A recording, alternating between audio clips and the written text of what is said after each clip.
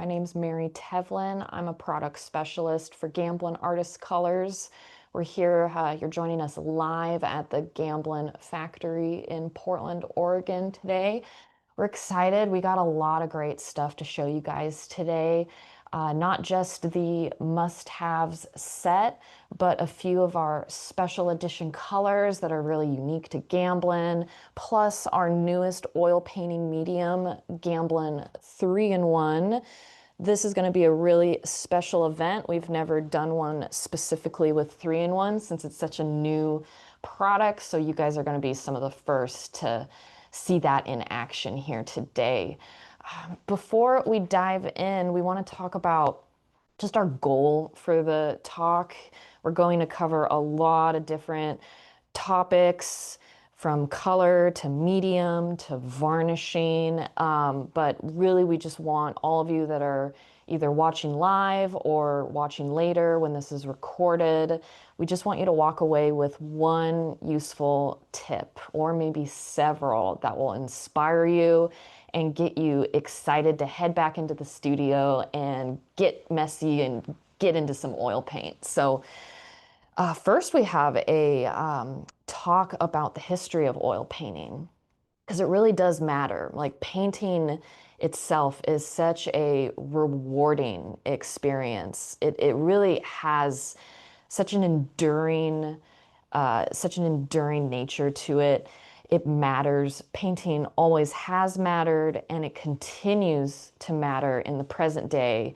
Really, no other medium or art form has the same power of communication as painting. And you can see the photo from the French cave of Lascaux, where the storytelling that is so indicative of the human spirit and our cultural heritage. You have those cave paintings where it's mostly iron oxide, red pigments, but they really endured for such a long period of time. And it was all about the nature of storytelling, sharing our history so that people in the future would learn from it.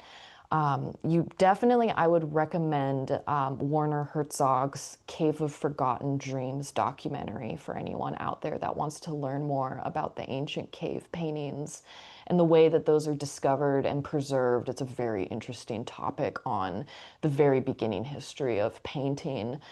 And if we look back, there's thousands of years. Modern painters today in 2025 have so much more access to color space. And this is what has really driven painting to continue to be relevant, is how modern advances in science, technologies, and the access to pigments that modern painters have. It's really mind-blowing how far painting has come from those original cave paintings to the modern pigments of today. Before we dive into the pigments themselves, you want to talk about, like, what is oil paint made from? Like, what is the basics of oil paint? And it's very, very simple. Oil paint it comes from just the humble flax plant, which is a crop plant. Linseed oil that is used as the binder in oil paints in mixture with the pigment. It's such a hardy crop plant. And it's really interesting when you think about where we get our linseed from.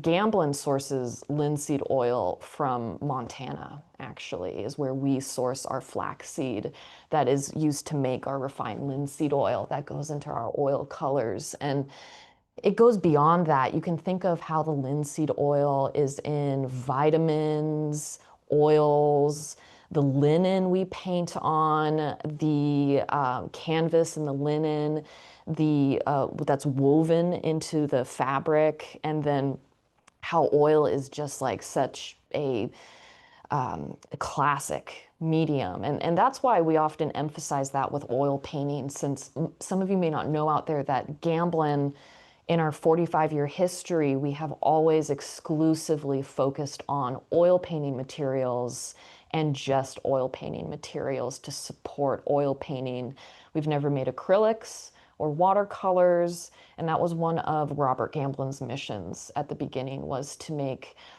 beautiful oil colors that are true to the historic working properties, but safer and more permanent. That really lies at the heart of where Gamblin was founded. We can think about painting too, and when I talk about the colors I'm about to demonstrate, we want to go over the three main eras of painting. So you have a wide range for oil paints, specifically going back 500-600 years. And it all starts back in the classical period. You can think of this as where you get your Da Vinci, your Rembrandt, and the old masters classical vein of oil painting. And if you look at the colors we have on screen now, you can really see how back in the day, those painters did not have nearly the same access to color space. Most of their pigments were iron oxides mined from the earth. Oftentimes, they would have to grind the pigment by hand and mix it all themselves with their preferred oil. And if they were a big shot, they would have an assistant do it for them. But back in the day, your classical trained oil painters, they would be grinding their own pigments sourced from the earth and mulling it with linseed or walnut oil all on their own. It was when the Impressionism came along, the turn of the Industrial Revolution is when oil painting really kicked off in a fabulous way. And the Industrial Revolution was an interesting time for all aspects of human existence. It was a time when we started to put random minerals and metals into these furnaces that could burn at over 2,000 degrees Fahrenheit. And from that experimentation with the Industrial Revolution, we suddenly began seeing all of these bright cobalts, bright cadmium colors. And those colors, you think of like Monet, Van Gogh, those impressionistic painters, where the style of art shifted away from realism and more into impressionist style, where it was a celebration of color. Now that artists had all this color, they wanted to dance in it all day. And another big revolutionary advantage of that period was it was when the tubed paint began to exist. And that's when you started seeing some of your first paint companies as well that would sell their paints in tubes. And instead of having to grind them meticulously in the studio, they could be tubed and then brought in a satchel with a plein air easel. And that was when artists started going into the field and painting live from live observation. And you see a lot of Van Gogh's work in that era. Then moving on into the modern era of painting. Now, this is where things really take off with organic chemistry. So most of the modern pigments, the ones that are the newest to us as artists, those are all carbon-based, and their origins come from 21st century science and seeing what can be made in labs synthetically. And as I'm about to show you some color demonstrations, keep that in your mind, the difference between the modern colors and the mineral colors of the Impressionists, because what we're about to show you here may really help inform your decision making when you are approaching building a palette of colors. You want to be intentional about your color mixing, how they're going to behave with each other. And our intention for this color demonstration is to help you craft a palette that suits your specific needs, because everyone's different and every painting's different too. So depending on your subject matter, you might change. Like a landscape artist, for example, who is looking to recreate that naturalistic atmospheric quality of the landscape, may very well lean more towards the mineral impressionist colors. Whereas someone who's doing bright abstract or very, very vivid portraiture, they may be going for the modern colors. Our first demonstration for the mineral versus modern, I'm going to show you guys an example with red. And here we have two really strong reds. We have naphthol red, which is one of the modern organics. And then we have cadmium red medium, which is a mineral inorganic metal pigment. Straight out of the tube, they look almost identical. There's our cadmium. And then here, we're going to put our naphthol out. And as you can see, almost indistinguishable between the naphthol and the cadmium. If you were just looking at these at a glance, you might wonder, why would I choose one or the other? It all comes down to how they behave with other pigments. And we're using a titanium zinc white today to show that. So we get our cadmium red, and it creates a very, very soft, very muted, naturalistic pink there. If I were at the Oregon coast right now painting a sunset, this would probably be the perfect mixture for what I needed. Almost like a baby pink. It just has such a more muted color and chroma due to how it's a mineral pigment and not a modern pigment.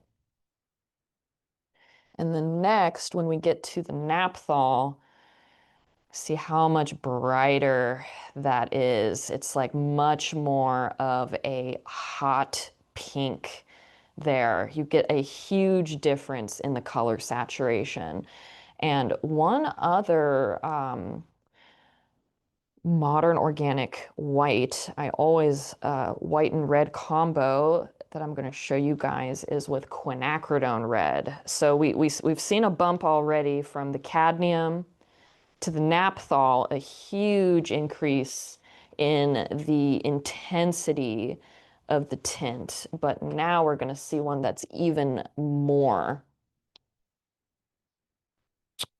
with this quinacridone. And there you got it. That is like the nicest pink there. That is very bright, very clean. And that's with the quinacridone red in mixture with the titanium white. And see, all of those reds looked almost identical straight out of the tube without modification. But as you can see here, the mineral color behaves so much differently with its muted, low saturated color, whereas these two modern organic colors, the naphthol and the quinacridone, just take it so much further. This quinacridone red and white combo is actually the same recipe as our radiant magenta oil color. If anyone's never heard of our radiant colors at Gamblin, they're really yummy. I got a nice little spread of them up here. There's 7 in total, and they are a series of tints at a Munsell value 7 on the Munsell value system.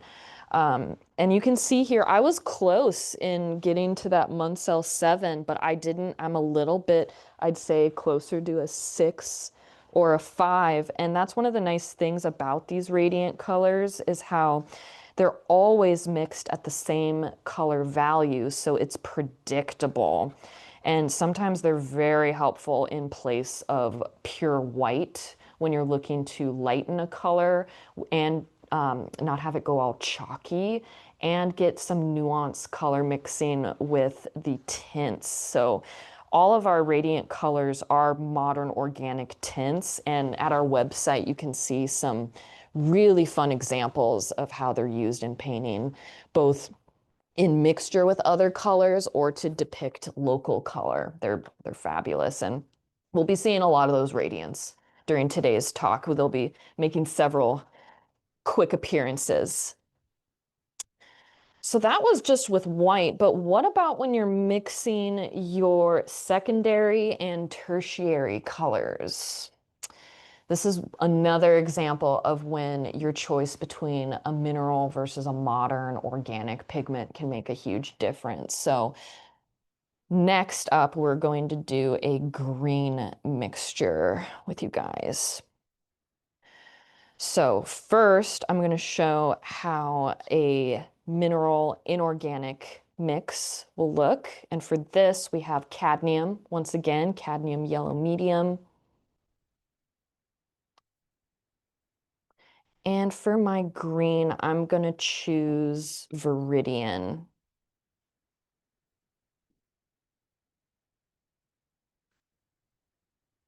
And then for our modern mixture, we're going with Hansa Yellow Light. This is a fabulous yellow. It's so bright, it glows.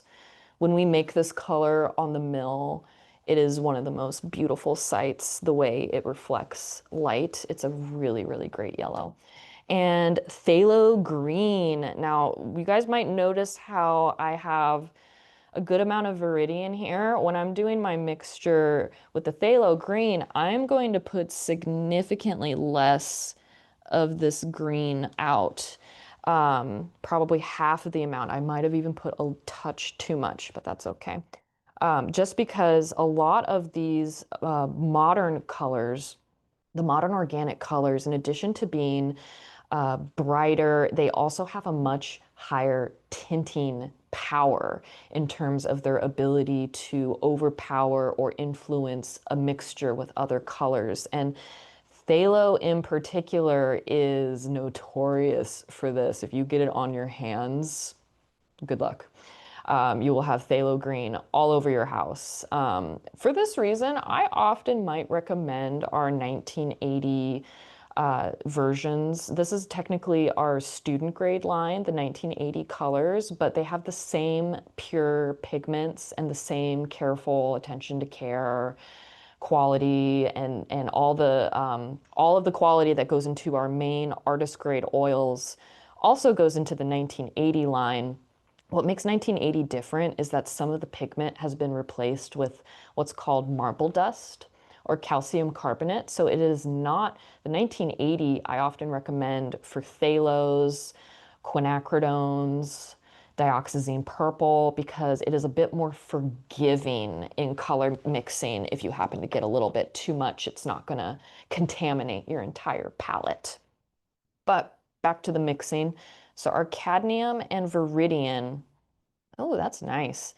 Once again, this is the type of color, if I were going out into a grassy meadow, like maybe in early spring, and I was trying to depict some really nice shrubbery or like a pleasant little meadow, this would be the perfect color. It's got that nuance to it where it's not over saturated. It really replicates the natural world.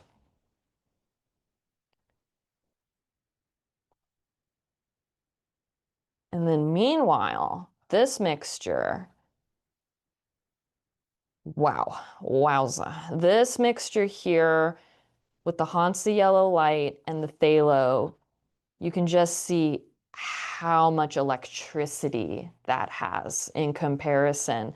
This would be great if you were being really bold and you wanted a very bright green. Fun fact, this color mixture is very similar to our permanent green light oil color, which I don't have a tube here handy, but if anyone was looking for something pre-mixed that is really similar to this, our permanent green light would be a great choice for that. Ooh, yummy. I love mixing colors. We have a question here, and I hope I say this correctly. Susie's asking if you can mention the difference between 1980 transparent paint. I'm not sure, but I Oh, guess more about. we do have one special. Most of the colors in 1980 are the same transparency and opacity as their artist grade counterparts. So if one color in artist grade is transparent, its 1980 counterpart will likely also lean transparent. There is one special color in the 1980 line that is called transparent white.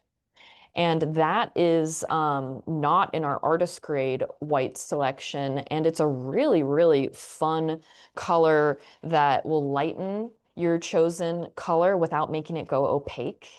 I hope I answered that question. Sounds good. Sounds good. Okay. Yes, So thank you. one other cool thing about the modern organic colors is how they, straight out of the tube, they're really dark and they're really intense. And for this reason, due to their transparency, they make for great black mixtures. And next up, I want to talk about a really special color to Gamblin. This is our Chromatic Black oil color. And no one makes a color like this. Oftentimes, you just go with ivory, you just go with Mars Black, and that's fine. But next time, if you're wanting a black that is going to shade and darken your colors, but maintain the beautiful depth and color saturation, you really want to consider working with a chromatic black as opposed to a single pigment ivory or Mars. Chromatic black is a mixture of two modern organics, a quinacridone red and a phthalo green. And what's interesting about this color complement is not only are these a red and green color complement pair, they also are paired together in terms of their color temperature. So the quinacridone red leans much more into the cool blue sphere as opposed to your naphthals and your cadmiums. Those lean much more orange. This leans more towards the blue color family.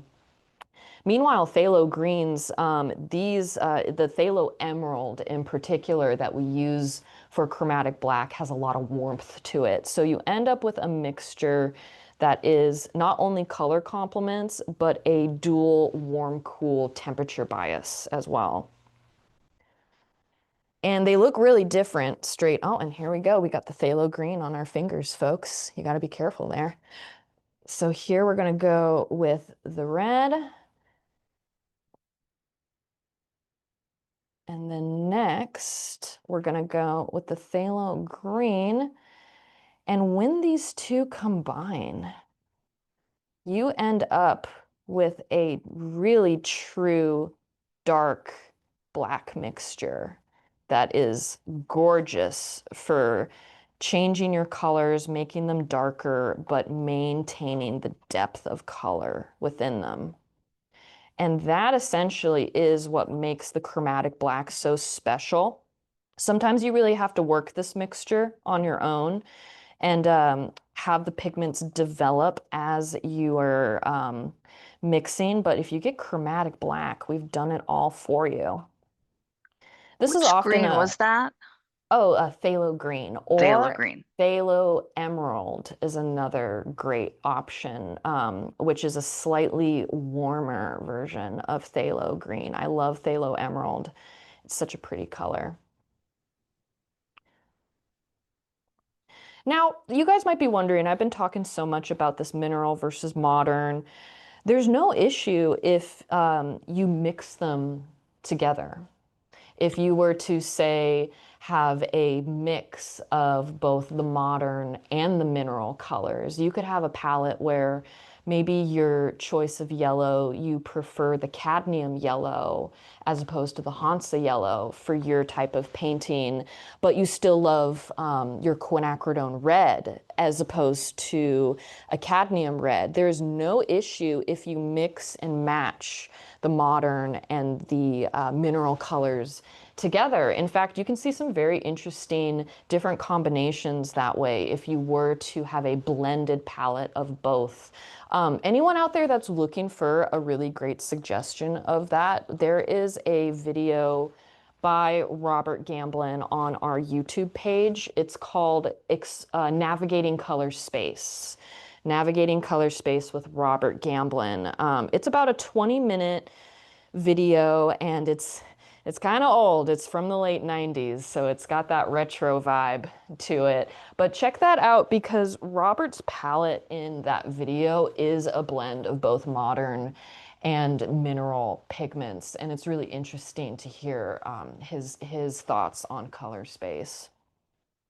Back to color mixing though. We have this beautiful mixture here. I feel like my mixture maybe leans a touch cooler. Instead of fussing with it, I'm going to show you guys how the chromatic black looks in our pre-mixed version, where our color mixers have carefully and meticulously gotten the perfect balance of pigments for you already. This black is great too because it's very transparent. Not all blacks are usually semi-transparent at best. This one has really lovely transparency to it. And then when you mix with white, one of the other intentions of the color temperature using a cool red and a warm green is that you also get a very neutral tint in the end result, one that does not lean warm and does not lean cool. So that's chromatic black is useful both in mixture shading other colors or when you are wanting to make a really nice grayscale that does not lean either warm or cool in its temperature bias. The chromatic black is great. Ah, it's so nice. I hope someone out there maybe just discovered chromatic black for the first time because when I did, it was such a game changer. I got so tired of using ivory black and having my colors turn really dull and desaturated when they were dry. And it was so nice to find a black finally, either mixing on your own or using the pre-mixed chromatic black. It can be so nice to not have your colors go dull and desaturated.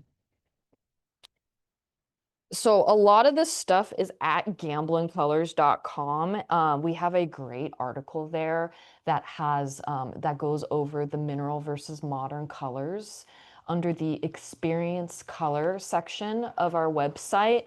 You can see there a list. We have a very nice list for you that categorizes the classical colors, the mineral impressionist colors, and then the modern organic colors. So if you just want to go to a web page where we have more photo examples and a list of everything and what's what, check that out.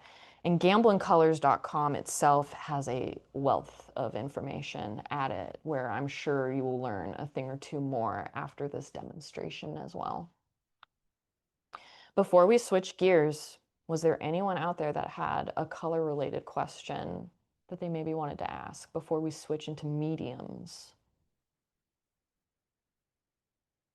We can always address questions later too. I think we'll have a little bit of time at the end for a Q&A, or we can always follow up one-on-one too. So mediums, mediums, mediums. Oh, wait, actually, before we move on to mediums, I almost forgot. We have two more color sets. I almost skipped to mediums because normally this is when we go to mediums, but we have two special color sets I almost forgot to show you guys today. The first one, this is a really fun one. This is our whites oil painting set. This contains three of our most popular and useful whites.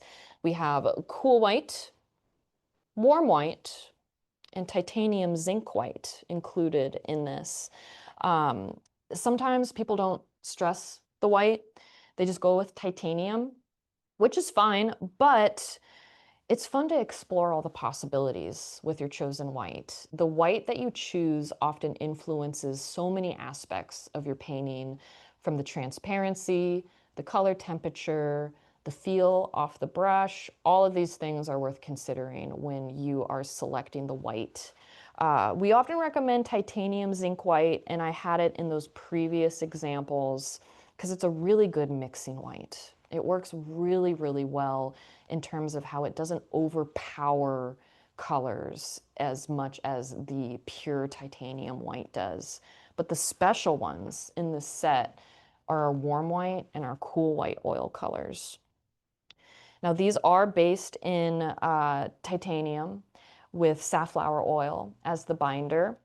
What makes them special is that they have been lightly tinted with color.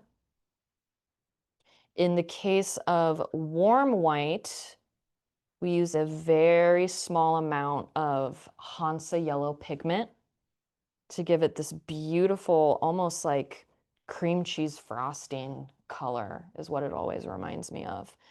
And then for cool white, on the opposite end, we use a small amount of phthalo blue for this. And right out of the tube, it might not seem like a huge difference, but once again, it's when these are mixed with other colors that you can really start to see how the temperature bias can influence your color mixture.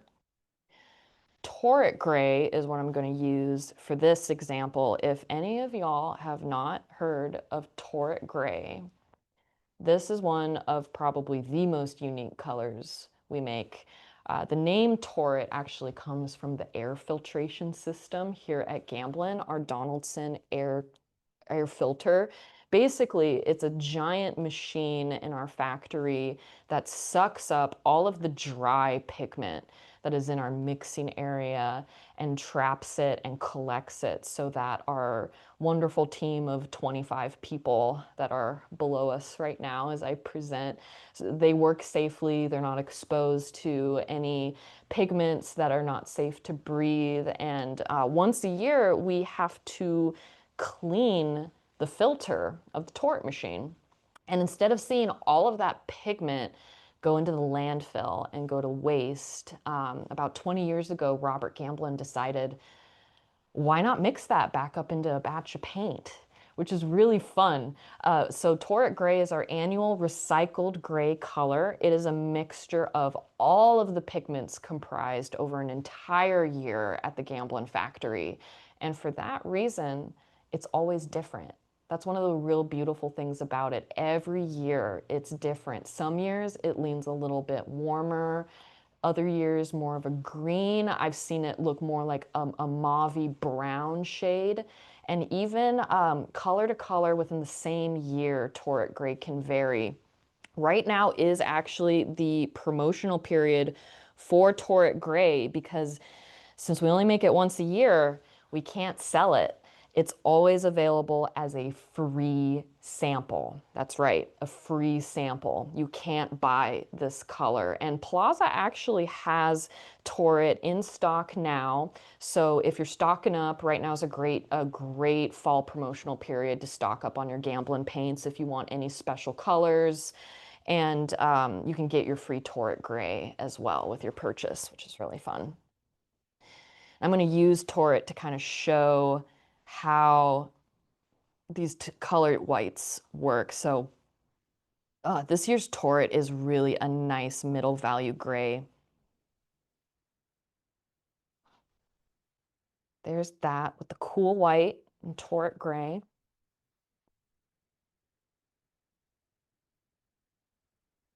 And then here with warm white, you can see that the mixture is very different. It's got so much more warmth to it by comparison.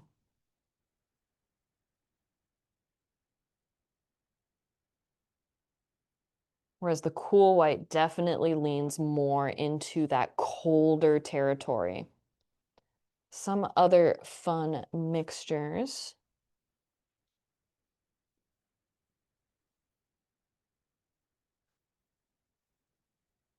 And any of you guys that are looking for Torrid, if you've never seen it before, you definitely want to try to get it now because it only comes out once a year and it's always in the fall.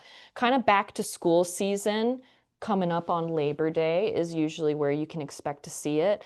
A while back, we used to have Torrid available closer to Earth Day in the spring for recycling, but we've recently pivoted to the fall is when the annual turret release happens. A lot of that is to help with our retail partners because it's a great time of year where foot traffic is great when people are out there shopping and doing their back to school lists or getting their next commission set up. So yeah, right now is the one time a year that you can find the free turret samples. So I'm using just a little itty bit of the phthalo here in mixture with cool white. So, oh, wow, that's like electric, that phthalo when it gets tinted.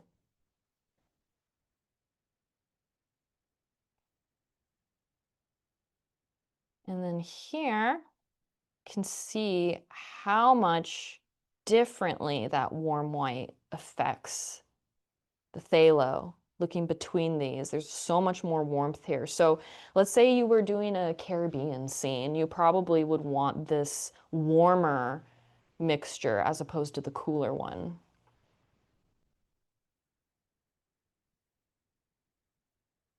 All right, that's not the only special set that I have for to show you guys today. This is a fun one because we're showing off a lot of different stuff today that we haven't in the past for anyone out there that maybe has seen some of our previous demos with Plaza. You're in for some new stuff today. The second set that I'm very excited to show you guys is our Portland Grays tri-set. And this is one of my favorites. This here has Portland Cool Gray, Portland Warm Gray, and Titanium Buff. And as you can probably guess, their names come from our location here in Portland, Oregon, our not so sunny city. And they're really great for when you're wanting to use a nuanced color mixture and to affect the temperature. Once again, similar to the warm white and cool white, it's all about the temperature. But they also work as a really beautiful muted primary color wheel. So here I have, this is dry Portland grays. And here we have the Portland warm gray, Portland cool gray there, and then the titanium buff. And so think of titanium buff as like your yellow. Using it with the warm gray, which is like your red, you can get a very, very muted orange. With the cool and the warm, you can get a gorgeous muted purplish tone. And then probably our favorite actually is this beautiful gray that you get with the titanium buff and the Portland cool gray, almost like a Davies gray. It is such a gorgeous shade there. So even if you are thinking, oh, that's just three colors, you actually get so much nuance with all three. And now I'm going to show you guys just how they actually work with colors. We're going to use phthalo green once again, just because it's such a strong color. It really does a great job of showing these differences. And once again, too, I am putting out the teeniest drop of this phthalo.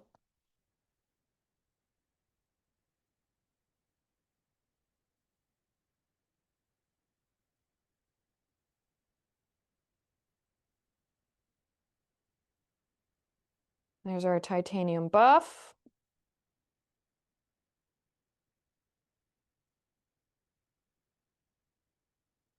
There's our Portland warm gray. I'd say this color is really great. It's a true like mauvey red gray. And then Portland cool gray, which is a little strong. So I'm not going to put as much of it out here as the rest.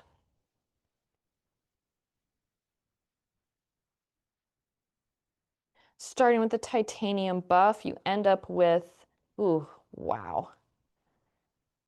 That is just so subtle in terms of just taming that strong phthalo. These are very popular colors with plein air artists who go out in the field capturing skies and moody landscapes. They're just invaluable. I've also spoken with a lot of portraiture artists who say they're very good for complex skin undertones for portraiture.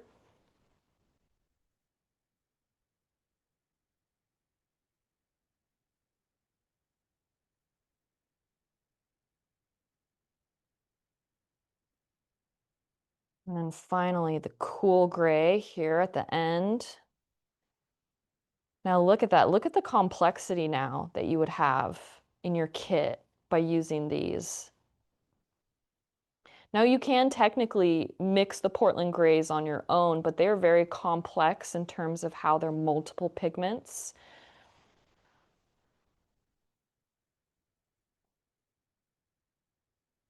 And then here we have it. We got our Portland gray, cool gray, warm gray, and then the titanium buff. And I'm going to hold this up so you can really see just the subtle nuance and the difference between those.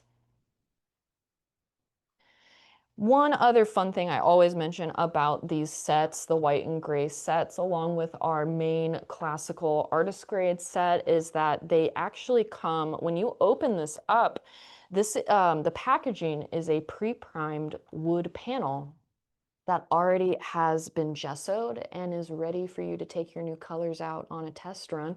We get these panels from our friends at American Easel in Salem, Oregon. Thanks, American Easel. We love you. And it's really great. You get such a phenomenal value for these sets and a pre-primed panel. I mean, how do you beat that? All right, those were our fun new colors, our new color sets that we had to share, something different from the last demonstration. Next up, we are going to dive into our mediums now.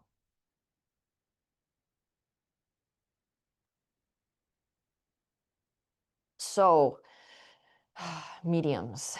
This can be an overwhelming topic. One way to make it a little bit easier is to decide if you would like a fluid medium that is going to increase the viscosity of your paint, or if you want a gel medium that will maintain the body and the thickness of your paint. And that is a very important thing. Mediums do a lot. They will increase the dry time. They might slow down the dry time.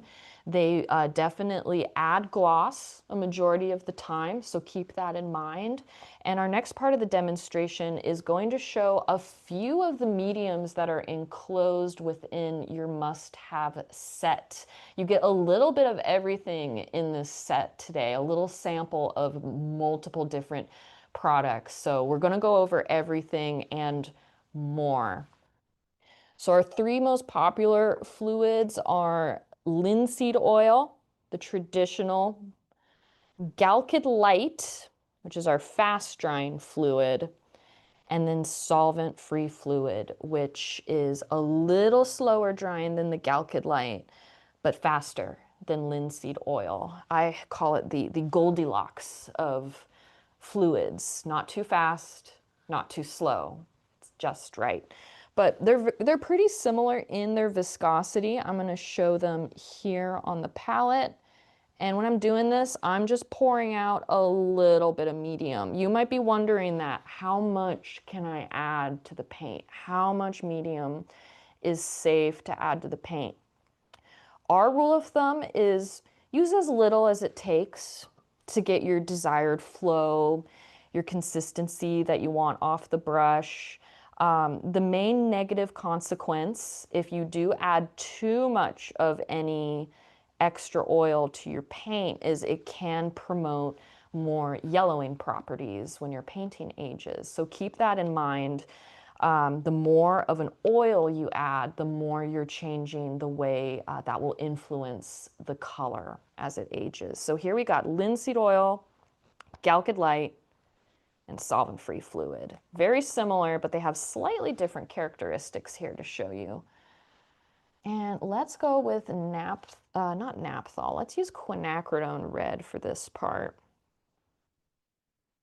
Say something about linseed oil is how a little goes a long way with linseed oil. You'll notice if a paint color, like a raw umber or a burnt sienna, if it's really stiff and dry, which can be very normal for your earth tone iron oxide pigments, just a little bit of linseed oil does a really nice job. Like I barely put any into this color here, and it is immediately loosening up that paint. Keep in mind with linseed oil too that the more you add, the more you're going to extend your dry time and the oxidation of your paint. We definitely wanted to include linseed oil in the must-have set because it's the classic. It's like the one you cannot live without, and it's also the same stuff that is in your paints as well, the binder. So it just sometimes makes sense to use linseed oil as your chosen medium. But that's not to say it's the only thing you can use.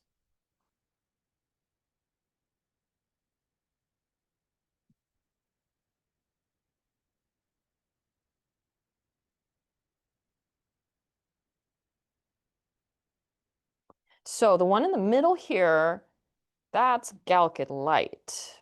And if anyone is already familiar with Galkid Light, you know good and well how this stuff dries fast. Any amount of it, even small amounts, is going to really quickly change not just how fluid the paint is, but it's also going to rapidly increase the dry time of your paint as well. If you're accustomed to using linseed oil, you're probably more used to paintings taking a week to maybe a week and a half on average to dry, and that's with thin texture, not heavy impasto. In comparison, Galkid Light, it'll dry within 24 to 74 hours on average. Or if you live in a really hot, very dry climate, like a high altitude, arid environment, it may dry overnight. We do talk to painters sometimes where the Galkid Light, they like how quickly it dries, but it can get very tacky very quickly in dry environments. It will get tacky and sticky within just a few hours. So if that is an issue, you could always add a little bit of either linseed oil or the solvent-free fluid into Galkid Light if you want to extend the open time before it tacks up. One other thing I really like about the Galkid Light in particular is it's a really great glazing medium. Like look at this right here, how you can get that beautiful transparency with the quinacridone red and the way that the light is bouncing through this layer, hitting the white palette paper, and then coming back at the eye, or in your guys' case, the camera. It just really is so cool, the optical effects you can get with glazing. Now, I would recommend if you are wanting to do glazing, Galkid Light is a much better choice for this. It does contain some Gamsol, which we will talk about here in a little bit. But because of that, it dries faster and is a lot more useful for glazing where you need a higher proportion of the medium to your color.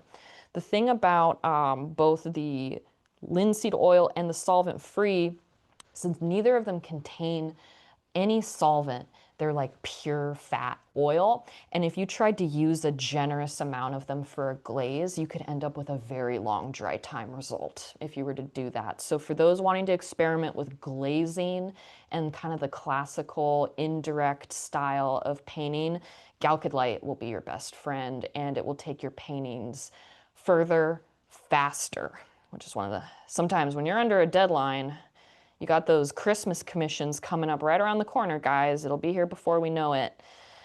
And you need that paint to dry so you can deliver it to your loved one or someone who's maybe commissioned a painting. The Galkid Light is so helpful. But solvent-free fluid is great too. In a little bit, we're going to be talking about the other version of this, which is a gel. There's two versions of the solvent-free line. There is a fluid, which I'm showing here, and then there's a gel version we'll get to later. And what's really nice about these is that when you're working with them, you have a really nice wet into wet open time for blending and working a layer before it gets really tacky and sticky, like the Galkid Light can do. But it will dry faster than if you were using linseed oil on its own. Now, some of you might be wondering out there, do I have to use these? Are these like required? The answer to that is no, actually. You can paint without medium if you wanted to, and many artists do that straight from the tube without modification. These colors were formulated so that they have a nice, soft, buttery consistency under both a brush or a knife. However, the mediums are just there to help you in the event you want to change either the viscosity or the dry time of your colors. Think of them as useful tools, but they're not a requirement.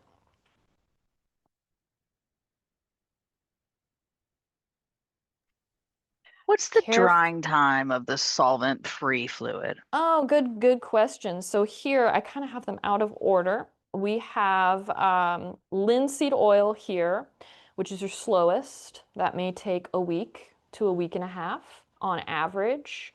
Meanwhile, Galkid Light is going to be closer to 48 to 72 hours, or like we talked about, even faster if the conditions in your studio are perfect. Solvent-free fluid on comparison, closer to 3 to 4 days by comparison. So it's right in the middle. And that's why I often call it like the Goldilocks of fluids. It doesn't dry too fast, it doesn't dry too slow, it's just right. That's a good one. Thank you, Jessica. So the next one we're going to cover, oh, and the Galkid Light is in your must-have set as well. Both the linseed oil and the Galkid Light are in the must-have set. Switching gears though, slightly, we're gonna next up be talking about the Gamblin 3-in-1 medium. And everyone would have received or is going to receive a free sample of this. It's our newest product that just came out in April of 2025 this year. And it's for all stages of your painting, from fluid washes to preparing panels and then to oiling out a painting when it's finished and you want to fix sunken colors. So we're going to cover all of that in this 3-in-1 demonstration today. People might want to know though, what is in 3-in-1? So if you're not already familiar with Gamsol, our odorless mineral spirit, this is also included in your must-have set. Gamsol it's been a game changer from the days of smelly turpentine, where you would need lots of ventilation to deal with the fumes. Gamsol has almost all of the harmful aromatics removed.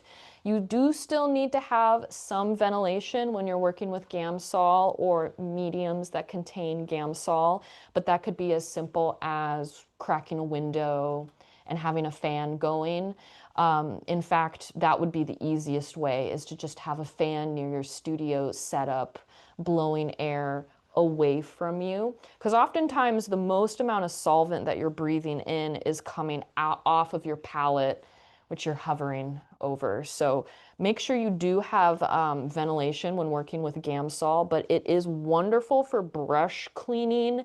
It has saved my day before when I've gotten color in my favorite sweater. It can remove stains, it cleans surfaces, tools, and it can also be used to thin colors. We use Gamsol as one of the major ingredients in 3-in-1. If we were to compare 3-in-1 to the Galkid Light medium.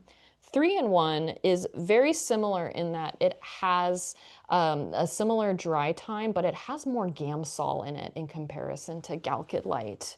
And that's one of the design purposes, is because it's great for underpainting techniques.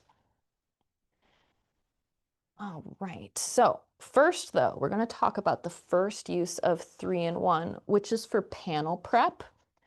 Once again, we have a beautiful American easel birch plywood panel here. They make the best cradled panels with supreme quality at American Easel.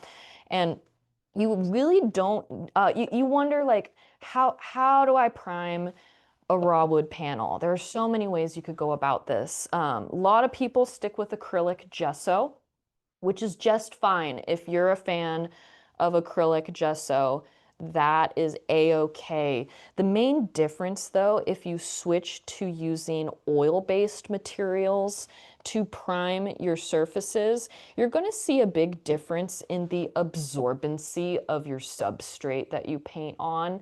If you're not, I'm sure some of you oil painters out there are not unfamiliar with the feeling when your painting's dried for several weeks and it's like all of the color and all of the luster and gloss has just sucked right out of it and it looks dull and uneven.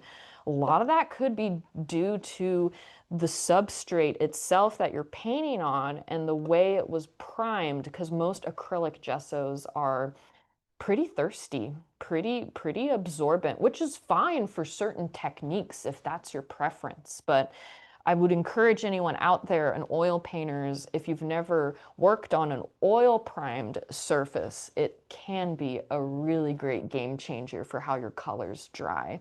Now to do this, what I'm just using is just a regular old paintbrush, nothing fancy. And I'm gonna liberally coat this raw wood panel in the Gamblin 3-in-1. And this panel is thirsty. It is readily absorbing this fluid. And don't worry about using too much. We'll get to what you're going to do next afterwards. Now you can see how the fluid is changing the color of the wood. When this dries, it won't dry as dark, but raw wood will always look a bit lighter before you prime it with something like this. In a way, the oil is changing the refractive index of the wood. And just for good measure, I'm also going to coat the sides of my panel. This is a debated topic if you need to coat the sides. I think it's technically optional, but it never hurts as an extra measure.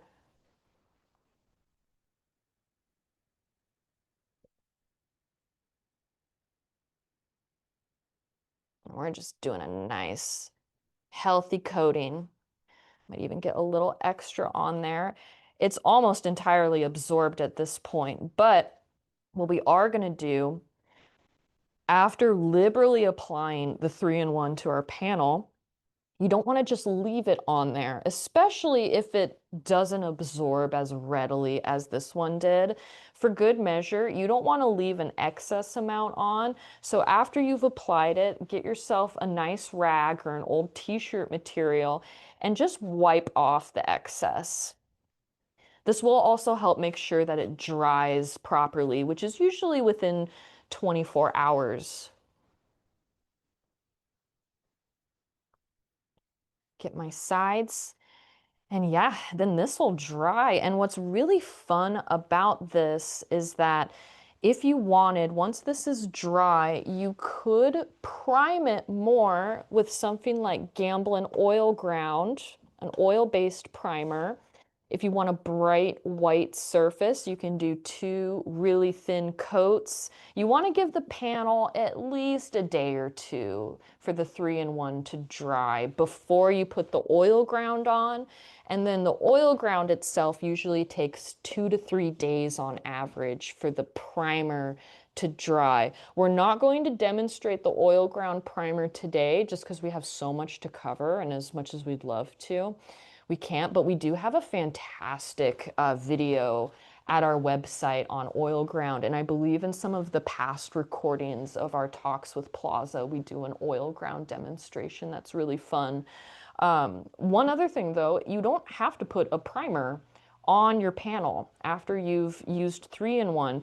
You could technically paint directly on this once it's dry after a few days. And that's a really fun way to sort of integrate and let the natural wood grain become an aesthetic element in your work. If you were doing washes or masking off sections of the panel to like maintain the wood grain. I've seen that, and it's really beautiful when artists incorporate the natural wood of the birch or whatever type of wood substrate they're working for. And 3-in-1 isn't just designed for wood, it can also be used on MDF panels and all sorts of different substrates. So if you've got some unprimed panels laying around that you think would work great for your next oil painting, give that 3-in-1 a shot. That's one of the first uses of 3-in-1 because there's 3 in total. Mary, there's a couple questions. Oh, Do you sure. only need 1 coat of the 3-in-1? Oh, yes, good question. Typically, 1 coat would be enough. However, there's no harm if you want to do 2. I would say if your plan is to follow up with the oil ground afterwards, 1 coat of 3-in-1 is all that you need. However, if you were to be painting directly on the panel without a primer, that's an example where it might be beneficial to do 2 coats just to really reduce the absorbency and the thirstiness of your panel. In that situation, I think the second coat would only need to be to the front.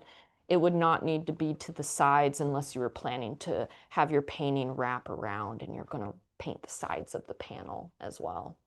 That's a good And if, question. yeah, and if you were to paint, you wanted to paint over a painting, would Oh, you cover go with yeah, to 3-in-1 or co just go directly to a ground? Oh, if you want to cover up a painting, I would use oil ground. If like say you have a painting where it didn't turn out the way you wanted. I've been there. Not every painting is my best masterpiece.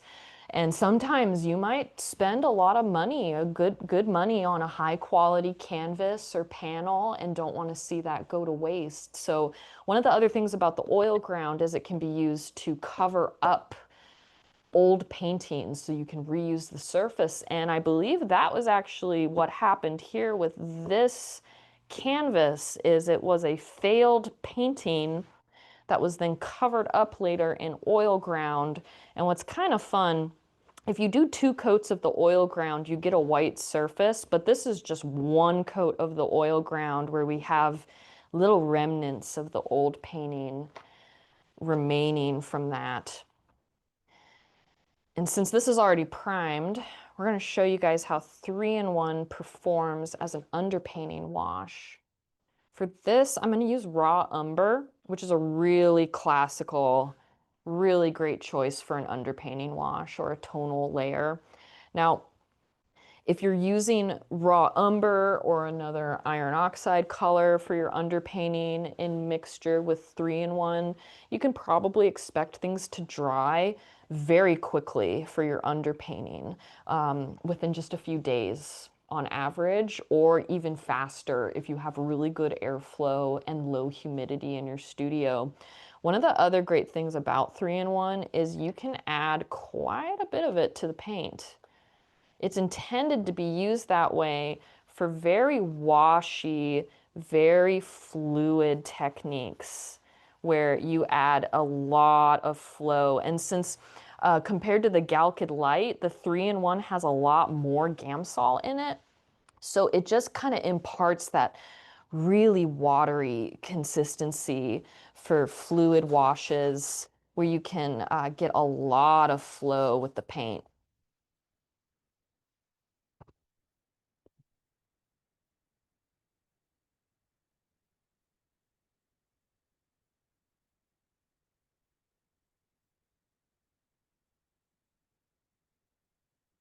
Now, we did talk about how the oil ground works for covering up old paintings, but you wouldn't want to use 3-in-1 on its own to cover up an old painting because it is a lean medium. It always needs to be like the first medium you use on your primer layer.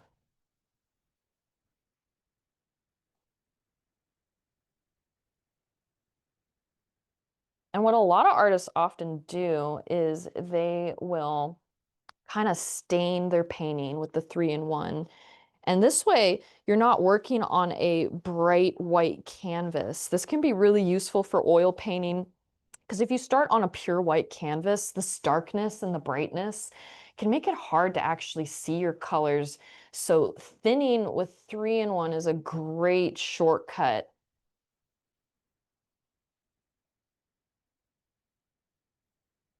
One other thing that's really fun too is you can wipe into it like I just did or rub it out. And if anyone's wondering about any toxicity, it's a non-toxic medium just like Gamsol. It contains Gamsol and it definitely is similar in terms of the amount of ventilation that you would need. And I'm just for good measure gonna rub a little bit more of the stain. You can build in, and this is kind of like a really fun technique where you can add in layers and almost create like a vintage look before you start your painting.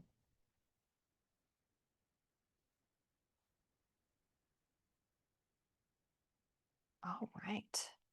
There you have it. Nice pre-primed. This will take maybe 24 hours at the most to dry on average. Now, the last thing about 3-in-1, and this gets asked a lot, is about the oiling out process, which is often utilized both in between layers and at the end when your painting is completed. Oiling out is a way of replenishing oil into your paint layers. Sometimes that's a really normal occurrence. Um, when you are working with 3-in-1 or any medium at all, sometimes people can sometimes think, am I doing something wrong? Because my painting has dried unevenly with like different levels of sheen versus gloss. And sometimes people think they're doing something wrong when actually that's a very normal occurrence in oil painting where you have different sheens and different gloss levels after your paint has dried. Now, oiling out is one really great way to fix that issue. And it's super easy to do. So this painting here, it's been drying for at least several weeks. Ideally, your painting would need to be 2 to 3 weeks dry on average. And that's usually when you might start to see that unevenness as it gets around there. And what we're going to do is we're just going to, kind of similar to the panel, we're going to just brush on a nice light layer. And you don't have to do this to the whole painting. You could actually do this in just a select area if you wanted to. Doesn't have to be the whole surface. Sometimes there might just be a particular area of the painting that looks sunken, like a dark background. Umbers and blacks tend to do this a bit more. So I'm just going to saturate this with a nice, healthy layer. When you're done using 3-in-1, we would recommend using Gamsol would be probably what you would use to clean up any of your brushes or tools after you use 3-in-1. Since it already has Gamsol in it, it will readily clean up afterwards with Gamsol.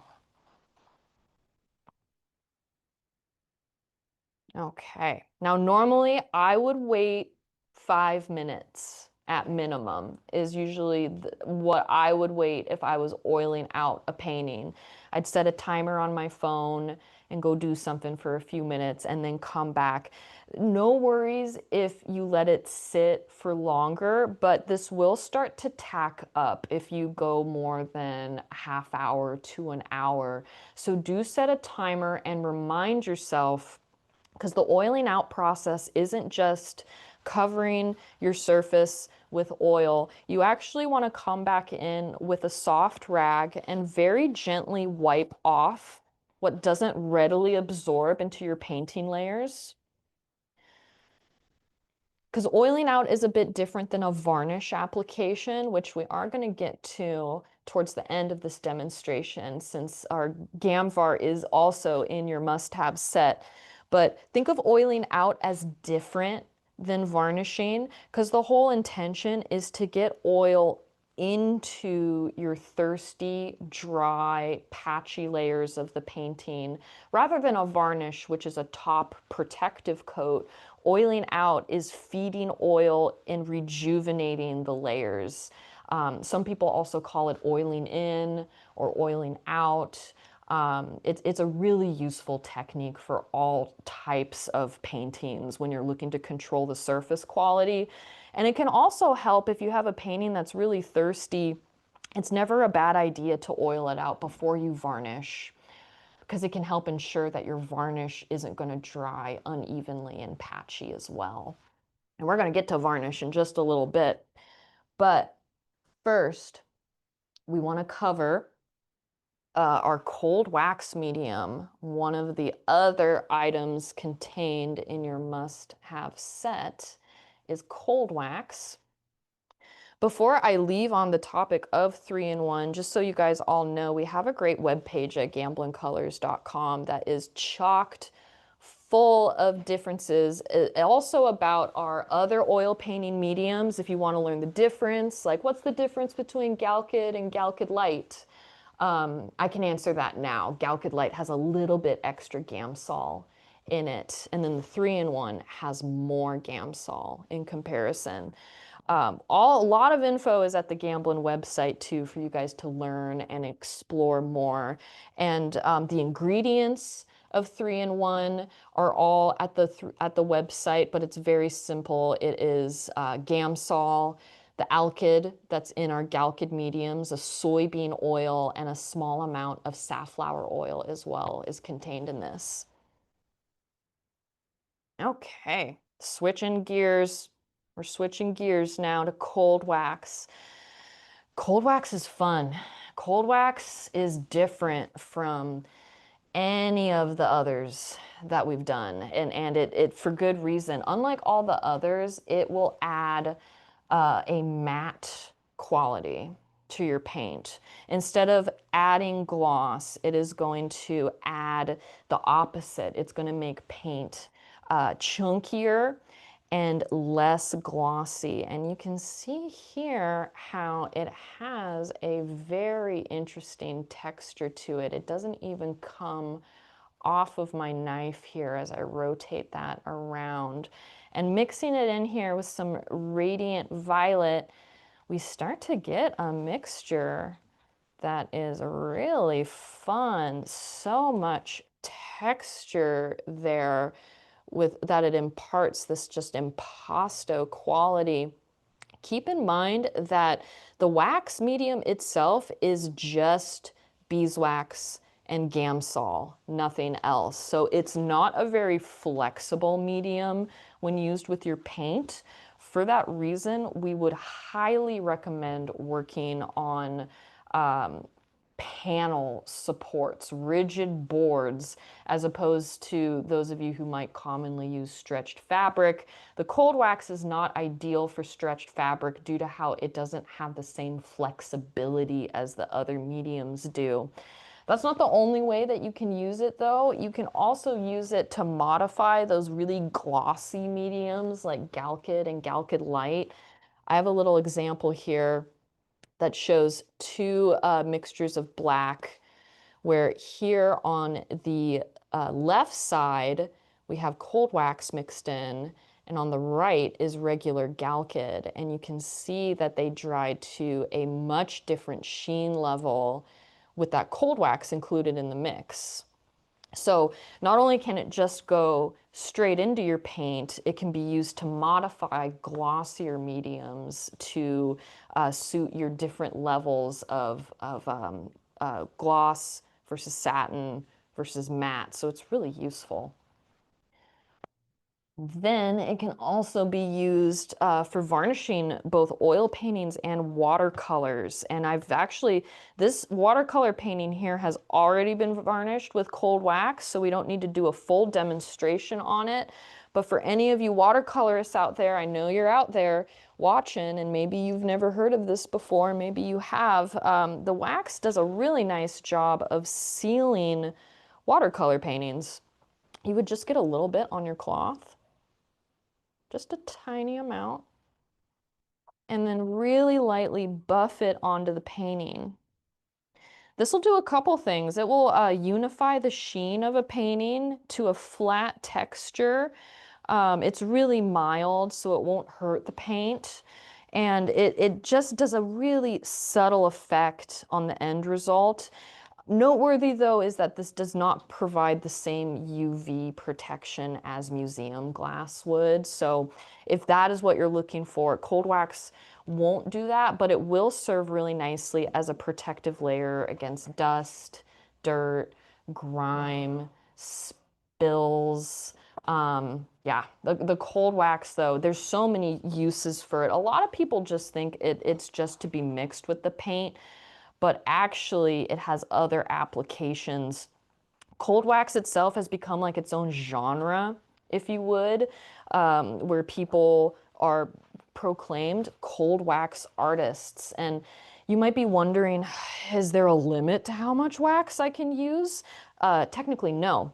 You could use a pretty high proportion with your colors. Next, I'm going to choose our radiant turquoise here. However, if you exceed more than 1/3 wax in mixture with the paint, approximately one third wax to paint, that's when you start getting a pretty fragile paint film in the end result. Because remember, it dries to the hardness of a beeswax candle. So if you're using under 1/3 in mixture with your paints, it'll not change the paint dramatically, but when you exceed 1/3, you will definitely see a change in, when it's dry, a much softer paint film. There is a way to get around that, though, if you do want to use a lot of wax, but you would rather maintain the hardness of the paint. That's when some of our gel mediums might come in handy. And that's where we're pivoting to next. If anyone out there has cold wax questions that they want to ask, don't worry. Gamblincolors.com and our section of the website that talks about cold wax is likely going to be where you're going to learn stuff you didn't even think you needed to learn about cold wax. So definitely check that out at the Gamblin website. Cold wax medium.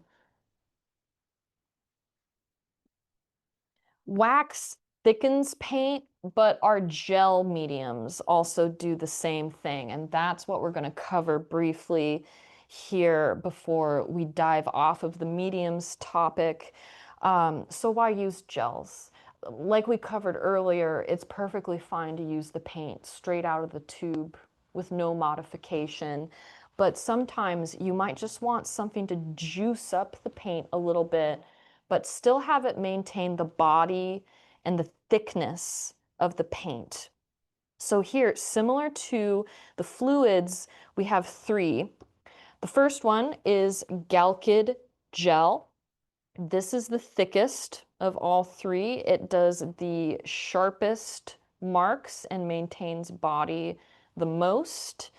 Galkid gel also has the fastest dry time, on average just a few days, which is, if you were doing really heavy impasto painting and you wanted that to dry within a reasonable amount of time, this could really save you and enable you to paint very thick, impressionistic, juicy brush marks, but still dry within a nice period of time. In the middle here, I'm including solvent-free gel. This is the sibling of solvent-free fluid, and it's a little bit creamier, is how I would describe it. And then lastly, we have Galkid Light Gel, which is the medium formerly known as Neo McGilp. If any of you are familiar with Neo McGilp, we didn't change it at all. We renamed it. I'm shaking my tube of Galkid Light Gel because this one is a little bit more liquidy, and shaking it can help so it comes out in a uniform consistency.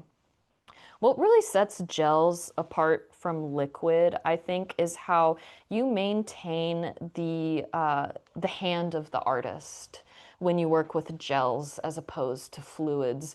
Fluids like to level out marks and create almost, you can get enamel-like surfaces, but gels are useful when you want to maintain your marks, maintain the texture, and maintain the body of the paint. So here we go. We got Galkid Light Gel, solvent-free gel, and Galkid gel. Solvent-free gel is included in your must-have set, and it's a really popular choice with plein air painters. I'm going to use Radiant Blue next, since that's another popular plein air color too.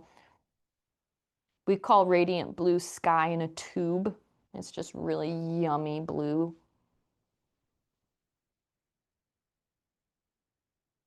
Now, of these three, the solvent-free gel is going to be your slowest drying option. It still dries usually within a period of 4 to 5 days on average, so not terribly slow, but compared to the other two, it is the slowest of the three. Adding just even a small amount of it to the paint really juices that up.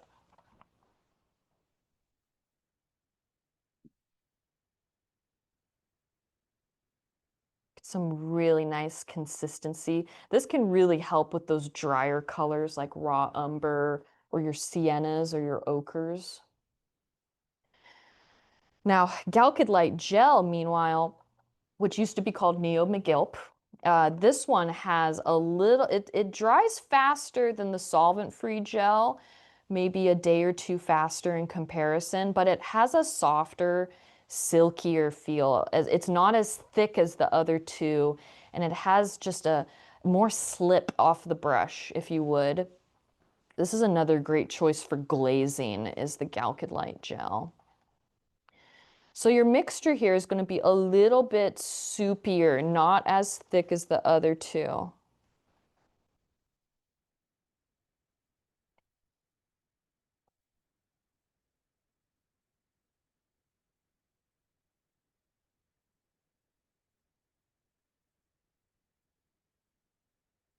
Something that's nice about the both the Galkid Light gel and the solvent-free gel is they don't tack up very quickly. They actually have a much better open time before they start getting tacky and sticky. These two, the Galkid Light gel and the solvent-free gel, are really great choices if you are a slower painter or you just want time to work and blend wet into wet. Now, Galkid Gel, on the other hand, this is your rapid drying one. This stuff will get pretty tacky pretty fast, especially for those of you that are in really warm, dry climates. It definitely is the faster drying of the bunch there. And it just makes crisper marks. Like I mentioned earlier, it has a better ability to maintain just the sharpness. If you like little peaks and high levels of texture, it's great for that, and you won't be waiting months for the paint to dry. And I'm just going to show those up to the camera here so you can see a little bit better the difference between those three gels. And again, we have in the middle there solvent-free gel, On the left, we have Galkid Light Gel, and then on the right, we have the full strength Galkid Gel. And all three of them are great. You might want to play around. I'm really glad that the solvent-free gel is in the must-have set because I just find its buttery consistency to be very, very satisfying. And it has a consistency that's almost similar to paint itself. So try them all out. They're all useful, and just depending on your project, your dry time needs, one might work better over the other.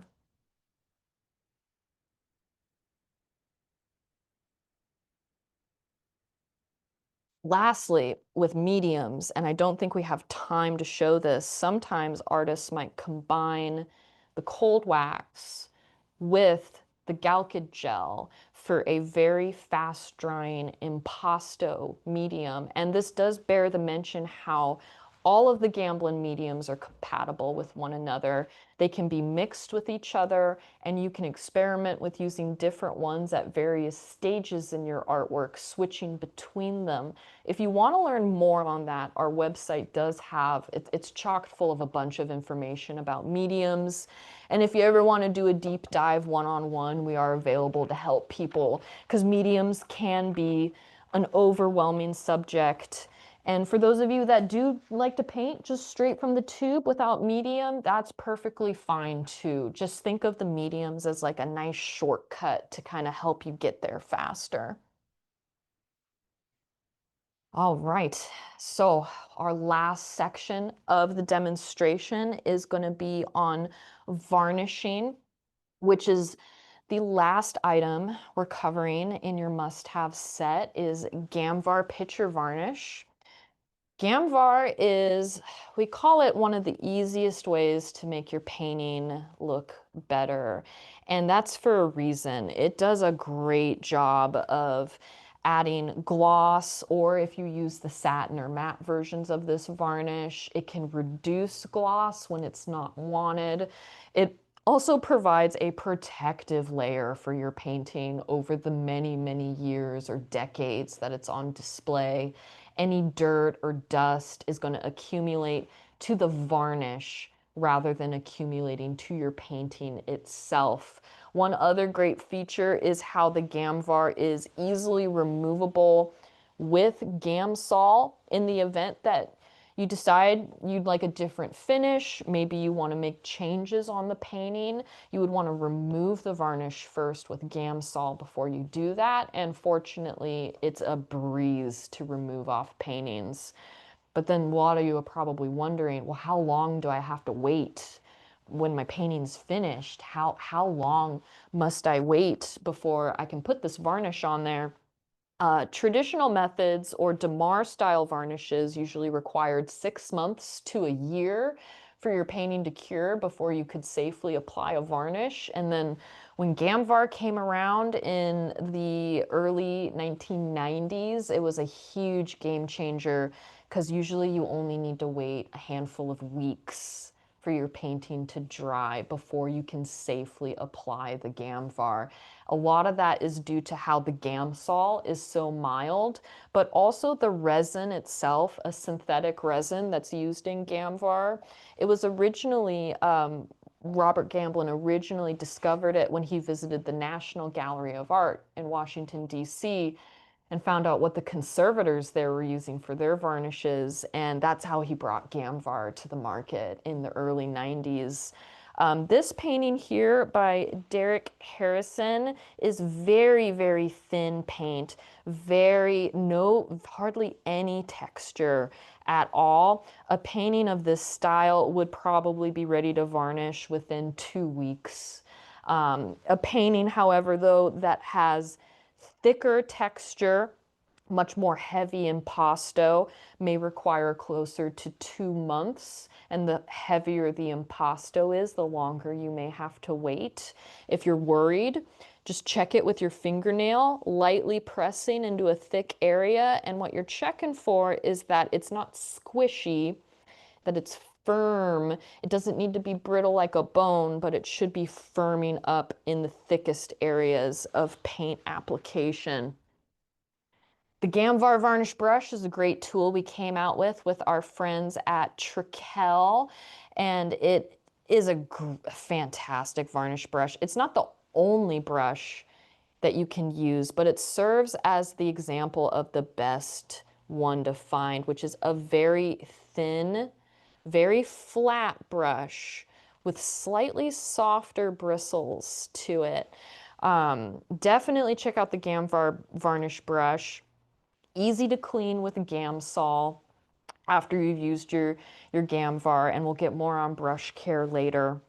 One of the key things that can mess up your varnish application, any of you out there that have never varnished before, we often call it FOV, the fear of varnish. And it can stop even the most professional artists in their tracks. But once you get a handle on the application process, it can be one of the most satisfying parts of a painting is when you get to varnish it at the end. Now, please never pour your Gamvar directly from the bottle onto your artwork. Let's not do that. Instead, we're going to get a little dish or a little cup that accommodates our brush, and we're just pouring a very small amount in there. For this painting of this size, I need barely any varnish. In fact, a little 4-ounce bottle like this one can cover 80 square feet of artwork. It's like an 8 by 10 foot painting with just a 4-ounce bottle. Trying to emphasize how a little goes a long way with this varnish. Now I'm just going to lightly dip the tip of my brush in there. Don't overload your brush, just wet the tip. And sometimes it's helpful to swipe it on the rim of your cup just to remove excess. So really only about up to a centimeter or so of my brush has been wet. The rest of it is dry and only the tip of the brush has been wet. Now, as we varnish this portrait, what I'm going to do is first unload it on the surface. And you can really see some of those blacks pop when we do that. After you unload it onto the surface, what you're going to do next is we're going to scrub it out and feather it in every direction.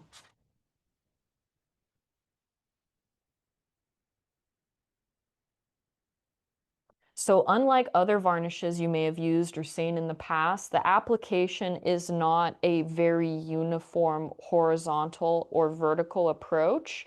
Instead, we are going in every direction on this painting. Really pushing and spreading the varnish as far as it will go, covering as much surface as possible with as little varnish as possible. And we're paying attention to if any varnish is no longer coming off the brush. So next, I'm going to re-dip just once, lightly dipping and then swiping on the rim of the bowl to remove excess. We unload it onto the painting and then scrub it out. Pay attention to the edges of your artwork. You don't want the varnish to pool or collect here, or that will sometimes remain tacky or sticky feeling after drying. Gamvar dries relatively quickly too. If it's really humid and rainy, you might expect it to take 24 hours to dry, but in a warm environment, a nice, warm, cozy studio with good airflow, low humidity, this could be dry in as little as 4 to 6 hours. And that's always when you do a very thin application. When people over apply the Gamvar, that is usually when they run into trouble, where the painting will remain sticky and tacky indefinitely from the varnish, or can produce a streaky or cloudy appearance with the satin and the matte varnishes. So a little goes a long way with Gamvar. After I've varnished the whole surface, and again, I only had to dip into my bowl twice and I've covered this whole painting in a nice layer of varnish, it can help to then just blot your brush off on a rag or a towel and just keep sweeping the surface. I failed to mention how, even though we're an oil paint company and a lot of people use Gamvar on their oil paintings, it can also be used on certain mixed media and acrylic paintings as well. For mixed media and acrylic, it can help sometimes to apply an isolation barrier, like golden isolation coat would work really well for acrylic or mixed media. What that does is it essentially reduces any absorbency so the Gamvar will dry evenly. For oil paintings, think of 3-in-1 and the oiling out process I showed earlier as that is like the equivalent to an isolation coat for an oil painting. And for those of you out there that use the cold wax, especially if you use a lot of cold wax in your work, Gamvar might not be the right choice. You would probably just want to use the cold wax as your varnish for that type of media. But Gamvar works great for traditional oil paintings, acrylic, and some mixed media pieces when they've been sealed with an isolation barrier. All right, and there we have it. Beautiful. This whole painting varnished with hardly any varnish. And we've definitely covered a lot of territory today in this. All of the ingredients, all of the fun stuff that's in your must-have set, from linseed oil, your slow drying fluid, Galkid Light, your fast drying fluid, solvent-free gel, the cold wax, both ways to change and thicken the body of your paint, then Gamsol as a great brush cleaner, and then Gamvar as your varnish. You would also use the same if you were cleaning your brush after you use Gamvar. You have a couple of options actually. If you're like me and you're done with your brush, I'll just lay it flat and let the bristles harden completely. They'll get hard as a rock. And then 2, 3 months later down the road, when you're ready to varnish your next painting, all you would need to do is re-dip the brush in Gamsol and it would immediately reactivate the bristles. However, if you don't want to do that, if you would rather clean your brush thoroughly in between uses, you can use Gamsol for that, maybe followed up with soap and water if you are going to use your brush for purposes other than varnishing. We really encourage people, though, if you invest in a high quality varnish brush, you really should reserve it just for your varnishing practices. Okay, well, Jessica, if we want to open it up to any questions people might have had that we didn't answer during the talk, I am all ears. Yes, let's see. If anyone has any additional questions, please let us know. Or you're Uh, very welcome to follow up over email too. yes, absolutely. You can reach us at events@plazaart.com and we can put you through to the right person with Gamblin. Thank you so much, Mary. This has been so informative and we love it. Love when you guys join us, Gamblin. It's been fantastic and we hope to see you guys again. And Well, thank have a you. great afternoon, everyone. Thanks so much.